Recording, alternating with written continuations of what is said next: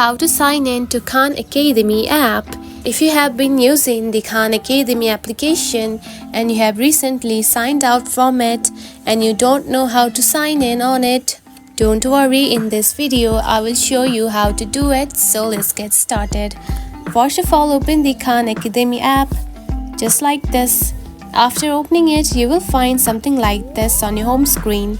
Now to sign in, simply tap on to sign in right here, select it.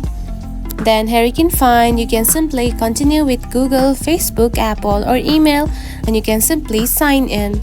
Now tap on to one of the IDs that you have logged in before from. Simply tap on to that ID.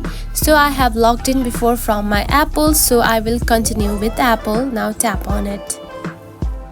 Just like this. Now you can see it is signing in.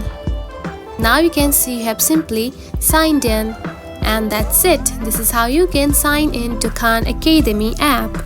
If you found this video helpful, don't forget to like and subscribe for more tips. Thanks for watching.